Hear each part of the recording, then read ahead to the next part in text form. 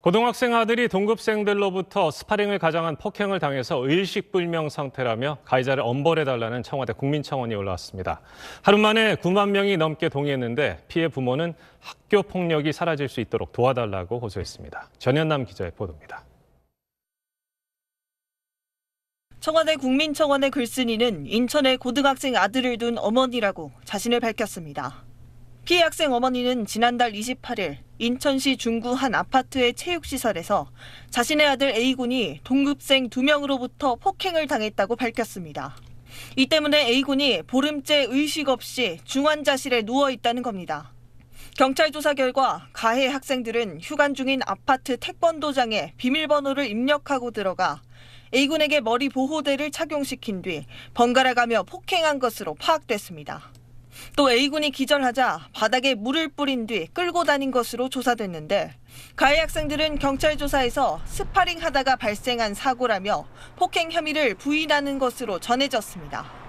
이들은 지난 9월에도 다른 동급생을 폭행한 전력이 있는 것으로 확인됐습니다. 경찰은 CCTV 등을 통해 범행 사실을 확인하고 구속해 검찰에 송치했습니다. 피해 학생 어머니는 미성년자라는 이유로 가벼운 처벌로 끝이 나니 아무런 죄의식 없이 금방 풀려난다고 생각할 것이라며 아들이 깨어나 건강하게 살아날 수 있도록 학교 폭력이 사라질 수 있게 도와달라고 호소했습니다. 어제 청와대 국민청원에 올라온 이 글은 현재 9만 명 넘게 동의했습니다. SBS 전연남입니다.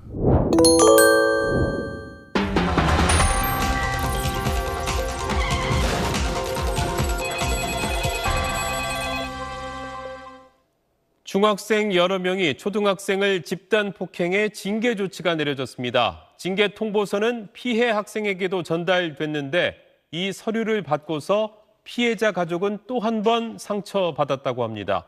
무슨 일이 있었던 건지 이현정 기자가 취재했습니다. 어두운 상가 건물 계단에서 한 남학생이 또래 학생의 머리를 주먹으로 사정없이 내리칩니다.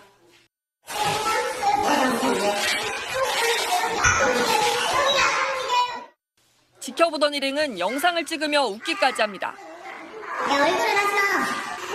미끼타다 저기 파야 돼. 지난 7월 초등학교 6학년 A군은 SNS를 통해 알게 된 중학교 1학년 4명에게 1시간 넘게 폭행을 당했습니다. 신발 자국 있는 거예요. 야 이거 뭐냐? 그랬더니 아빠 넘어졌어요. 그러는데 옷 걷어가 온몸에 다 멍들어 있는 거예요. 또 걱정하시는 마음도 그런 마음도 좀 그렇고 해서 벌써 안 들리려고 했어요. A군은 전치 3주 진단을 받았고 보복이 두려워 이사까지 했습니다. 가해자들은 가정법원에 넘겨졌고 학교폭력대책심의위원회에서도 전학이나 출석 정지 등 징계 결정을 받았습니다.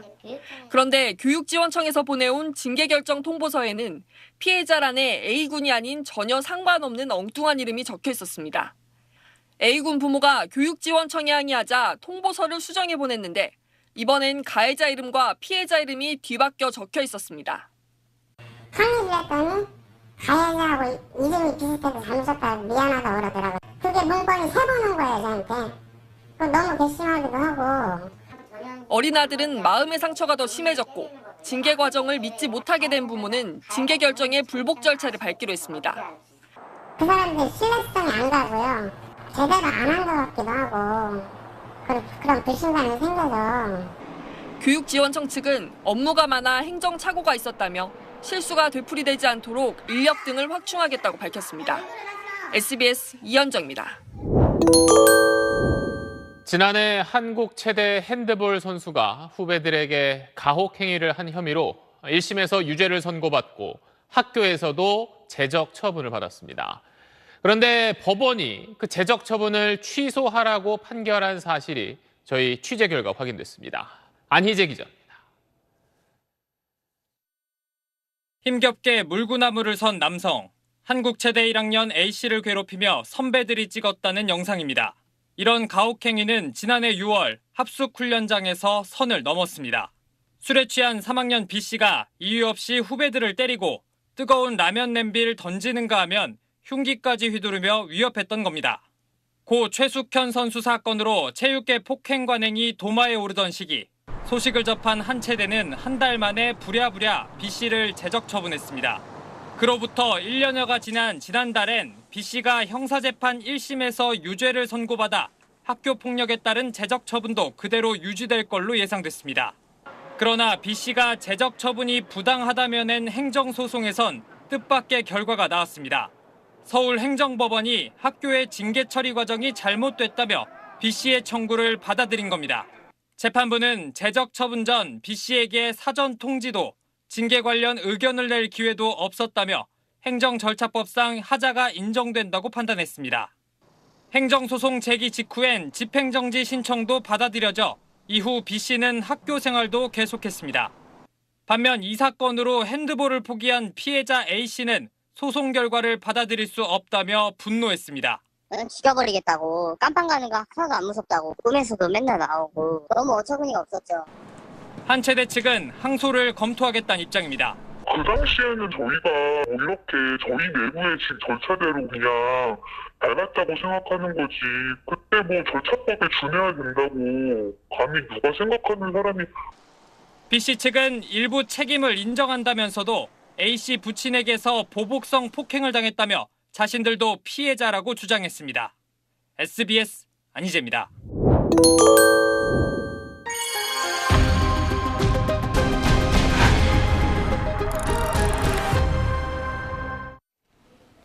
네, 초중고 각 학교에서 전담했던 학교폭력위원회 업무가 2020년 3월부터는 각 교육지원청에서 이루어지고 있습니다. 교사의 업무 부담을 줄이고 전문성을 확보하기 위해 도입됐는데 2년이 지난 지금 학폭위가 제대로 운영되고 있는지 박세원, 신정은 기자가 차례로 짚어보겠습니다. 지난해 6월 수도권의 한 중학교에서 같은 반 학생을 폭행한 여중생에 대한 학폭위는 신고 후 8주 만에 열렸습니다. 학교에 가기가 일단 두렵잖아요. 가만히만 있을 수 없고 복도에 길 가면서 일부러 막 치고 간다거나. 지난해부터 1년 가까이 지적장애가 있는 같은 반 여학생을 괴롭혔던 중학생 7명. 학폭위 개최까지 10주 동안 피해자에게 학교는 지옥과 같았습니다. 사건 이후부터 학교 가기 싫다고, 얼마 전에는 빨리 졸업하고 싶다고 학교 가기 싫다고 집에 와서 그러더라고요. 교육부 지침에 따르면 학폭위는 신고 이후 7주 안에 열려야 하는데 이 지침에 강제성이 없는 게 문제입니다. 신고하신 분들께서 가장 답답해하는 게 왜 이렇게 늦어지냐, 뭔가 결론이 나와야지 되는, 그래야지 또 일상적으로 회복도 가능하고 한데. 학교폭력 관련 법 개정으로 지난 2020년 3월부터 일선 학교가 진행하던 학폭위를 각 교육지원청이 개최하면서 지역별로 처리 기간도 들쭉날쭉합니다. 어디는 6주에 하고 어디는 4주 이내에 해버리고 이런 지역적인 편차가 워낙 큰 거죠. 워낙 이제 밀려서 그게 대기하다 보니까 그 영향이 피해자한테도 가는 거죠. 170여 개 교육지원청이 전국 12,000여 개 학교가 처리하던 학폭위 업무를 전담하는 상황. 학폭 사건이 매년 늘면서 당국은 현실적인 어려움을 토로합니다. 약 220여 개 학교에 심의가 개최 요청이 된 것을 모두 처리를 하고 있습니다. 오전에 오후에 이렇게 심의를 계속 개정을 매일마다 하고. 경기도 교육지원청의 한 위원은 취재진에게 사안의 내용을 정확하게 파악하고 처리하는데 절대적인 시간이 부족하다고 털어놨습니다.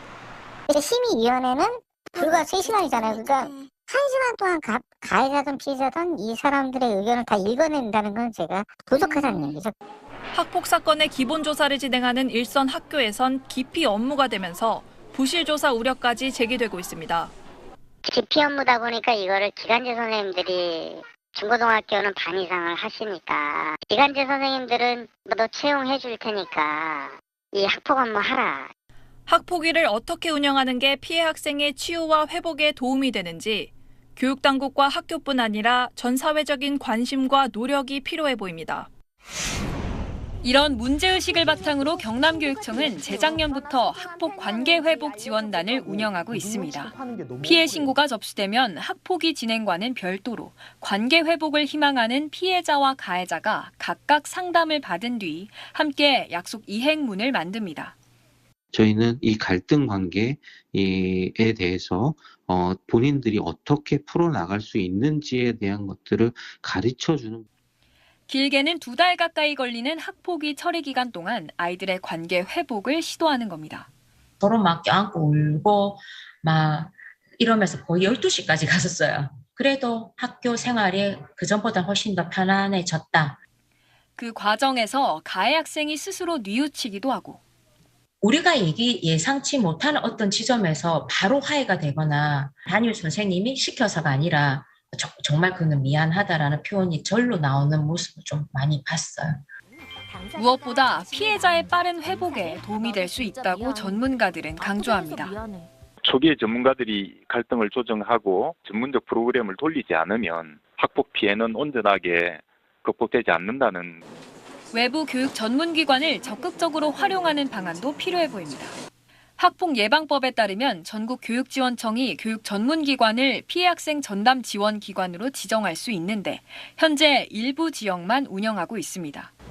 지난 2년간 학폭 피해 학생 전담 지원 기관으로 지정된 경기도의 한 교육단체. 지난해 학폭 피해로 이곳을 찾은 한 학생은 일주일에 3번씩 전문 상담을 받고 있습니다. 처음에는 사비로 이제 병원 다니고 이러다가 무기력함이 너무 심했으니까. 근데 학교에서는 자꾸 출결 처리에만 신경을 쓰고 아이 아픈 부분에 대해서는 생각을 전혀 안 하고. 피해 학생 심리 치료비 등을 가해자 측에서 적절하게 부담할 수 있게 조정하기도 합니다. 초기에 이제 학폭이 벌어지면은 이제 대부분 피해 측 부모님들이 감정이 많이 격해져 있어요. 당사자 간의 분쟁 조정이나 갈등 조정을 통해서 교육적 회복이 가능한 거예요. SBS 박세원, 신정은입니다. 보통 학교 하면 붉은색의 기다란 건물이 떠오를 정도로 거의 같은 형태로 지어졌죠. 그런데 학교 건물만 바꿔도 창의성이 발달되고 학교 폭력도 줄어들 만큼 교육 효과가 높아진다고 합니다. 배준우 기자입니다. 삼각지붕에 단독주택 같은 건물들이 옹기종기 모여 있어 마치 마을 같은 학교입니다. 내부에 들어가 보니 교실의 높이부터 다릅니다. 이거 한 몇 미터 정도 되는? 3.6이요. 정확하게 3.7m예요. 일반적인 교실보다 천장을 1m나 높여 학생들이 느낄 개방감을 끌어올린 겁니다. 학교 건물 사이엔 수십 개의 정원까지 배치해서 삭막한 이미지를 최소화했습니다. 근데 요즘에 또 이 고등학교 내부는 곳곳이 뻥 뚫려 있어 교실만 나서면 누구와도 소통할 수 있습니다. 그래서 밤이 이제 쉬는 시간이 나오거나 하면 이쪽에 지나가는 아이들하고 또 이쪽에 애들하고 직접 얼굴 보면서 소통할 수 있다는 거죠. 이렇게 공간만 바꿔도 교육 효과를 크게 높일 수 있습니다. 실제로 학교 공간에 연결성과 개방성 등을 부여했더니 학생들의 대뇌 피질 뉴런이 강화돼 창의성 발달로 이어질 수 있다는 연구 결과가 나왔습니다. 고학년으로 갈수록 이에 더해 의외의 공간을 구성할 때 그 효과가 나타난다고 합니다. 학교 공간 개선으로 학교 폭력을 10에서 20%가량 감소시켰다는 연구도 있습니다. 획일화된 복도와 천장의 높이, 똑같은 교실의 크기를 가지고 있었던 것이 현재 여러 가지 문제를 발생시킨 원인이라고. 획일적 공간이 주는 폭력성을 지우고 학교를 집처럼 느끼게 하는 것. 그리고 그 안정감 위에서 학생들의 마음을 열게 하는 게 교육 공간 혁신의 시작입니다. SBS 배준우입니다. 학교 하면 어떤 색이 떠오르시나요? 잿빛이나 단조로운 색채를 떠올리는 분들 많으실 텐데요. 이런 계단이나 복도를 밝은 색으로 바꾸거나 동화를 그려 넣었더니 큰 변화가 생겼습니다. 학생들의 집중력이 크게 올랐고요. 수업 분위기가 좋아지고 친구나 선후배 간의 싸움은 줄었다는 답변이 많았습니다. 연속 기획, 색깔이 바뀌면 사회가 바뀐다. 오늘 첫 순서로 환하게 달라진 학교를 정혜진 기자가 다녀왔습니다. 우장초등학교 땅속에는 씨앗 왕자와 씨앗 공주가 살았어요. 잎사귀 되려면 하늘에서 내리는 비가 필요했어요. 학교 복도와 계단에 예쁜 동화 그림이 그려졌습니다. 하늘까지 몸을 뻗어서 드디어 하늘에 있는 비의 왕자에게 제발 비 좀 내려주세요 하고 말을 하게 된 거예요.